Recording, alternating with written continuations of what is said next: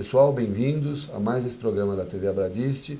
Estamos hoje com o Roberto Maier, que é vice-presidente da CESPRO e presidente da LET, e vamos aproveitar a oportunidade de estar com ele para falar sobre um assunto de interesse de todos nós, que é a adoção e o nascimento de novas oportunidades de serviços e negócios por conta da tecnologia da internet e da evolução dessa própria tecnologia, né? Eu quero aproveitar o Roberto para a gente discutir um pouco sobre essas novas tendências que já tem nome no mercado, que é a questão da cloud, a questão da software como serviço, a questão da terceirização de infraestrutura de tecnologia da informação, e ele nos conte um pouco sobre os resultados que ele ouviu em função da pesquisa que a LET patrocinou recentemente. Bem-vindo, Roberto. Obrigado, Mariano. Realmente você tocou num ponto que a gente acredita seja o nó górdico aí da indústria de TI nos próximos anos, né?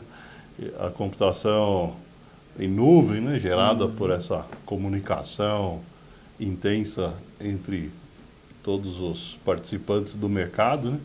Ela propicia uma série de oportunidades e ameaças, né, em direções que a gente nunca viu antes, né? Então, o que acontece? Na medida que todos se comunicam com todos, a princípio todos podem vender para todos, né? O que obviamente representa aí um crescimento enorme das oportunidades de negócios, né?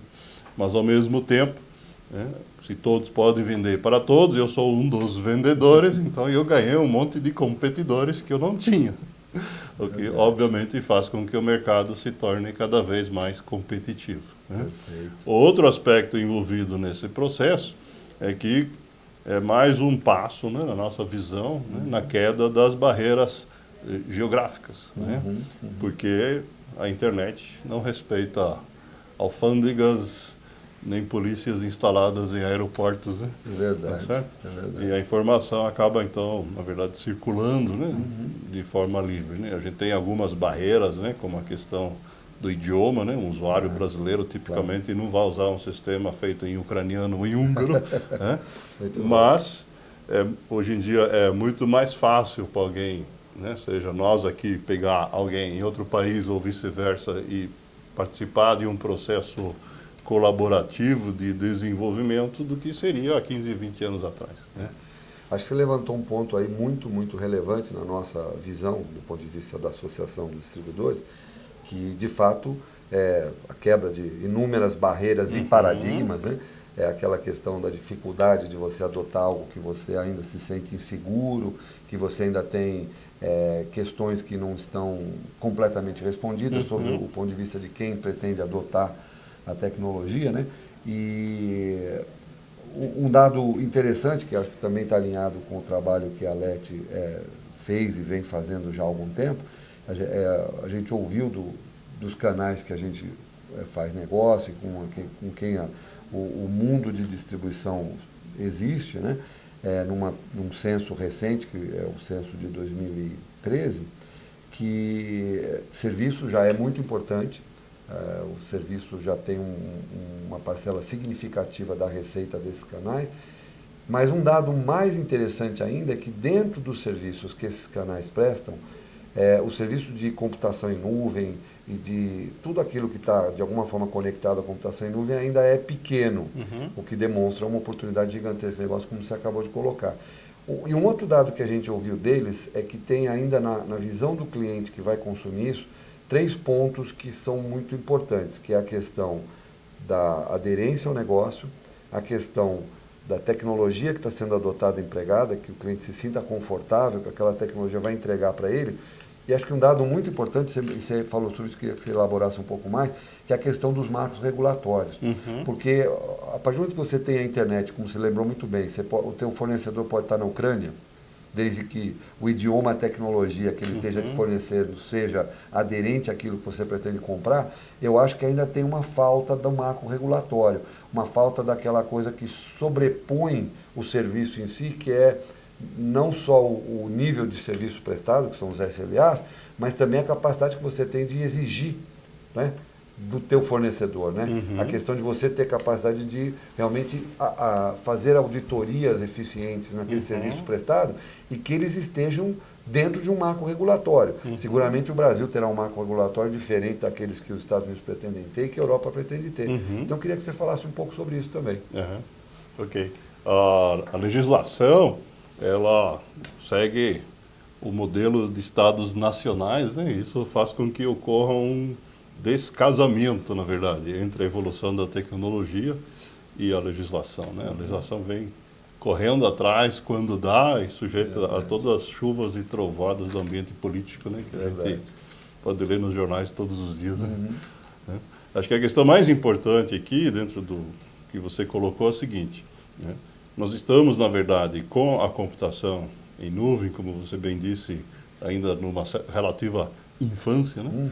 E a gente está passando com ela exatamente o mesmo processo que nós passamos com o que tradicionalmente se chamou de computação, né?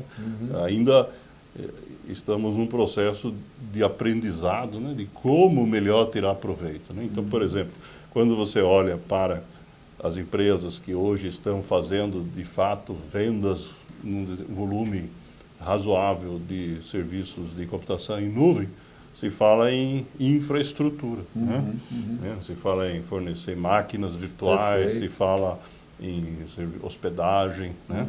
Mas a gente ainda tem um longo caminho pela frente, né, para fazer com que o mercado evolua para ofertas de mais alto nível, né? Se eu sou uma empresa e eu preciso fazer a gestão dos dados, né, que estão na minha empresa, eu, como empresário, preferiria ter o que a gente chama de um software como serviço, né?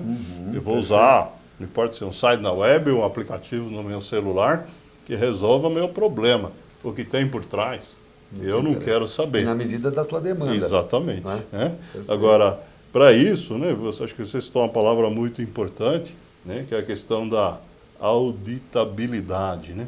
E aí acho que a gente ainda tem um longo caminho pela frente, né? Porque hoje se fala em auditar conexões, tempo de latência, mas se a gente quiser de fato chegar no nível de uso de software como serviço, né, eu acredito que as transações individuais de cada aplicativo deveriam de alguma forma ser auditáveis, né? Então, o usuário empresarial, ele poderia, caso ele queira, claro, contratar uma empresa de auditoria, digamos, das empresas tradicionais de auditoria, para que, assim como acontece com o movimento financeiro, né, seja produzido um relatório que valide que aquilo que de fato foi processado, né, seja contábil ou de dados, né, de fato representa aquilo que foi combinado. Né. Esse é um processo, claro, que é muito mais cultural do que tecnológico, né? Claro. E por isso ele é mais lento. Né? Faz sentido. Mas a gente, pelos dados que a gente tem, as conversas que a gente tem tido em vários mercados que a gente tem tido a oportunidade de visitar, participar e pesquisar, né? Esse é o caminho. Esse é o caminho. Bom, muito bom. Agradecer mais uma vez aí a presença do Roberto conosco no programa da TV Abradice. Esse tema é um tema muito extenso, muito rico e é um tema muito detalhado. Esse é um tema que, para ser discutido em profundidade, ele vai demandar das pessoas que estiverem envolvidas nele, como é o caso do Roberto e da própria Abradice, inúmeras interações, discussões. Acho que o Roberto levantou um ponto aí que é talvez o calcanhar de Aquiles, se a gente pode definir assim, que é realmente a gente ter segurança que os processos que serão adotados daqui para frente, o consumo dessa tecnologia daqui para frente, ele seja amplamente auditável e que ele esteja amplamente ancorado em padrões como os padrões aí que bancos e outros setores muito mais maduros adotam, né? Você garantir que o dado ele está protegido, ele está sujeito a marcos regulatórios, está sujeito a não invasão, como recentemente todo mundo acompanhou aí dos desdobramentos desse caso de invasão de privacidade de dados. Então, o empresário ele busca isso e de fato esse assunto é de uma profundidade muito grande. Então vamos deixar aí mais uma oportunidade de a gente voltar a se encontrar e discutir aí num nível mais ainda profundo de detalhe esses desdobramentos todos que essas tecnologias vão trazer para as nossas vidas, nosso jeito de fazer negócio. Obrigado e até o próximo.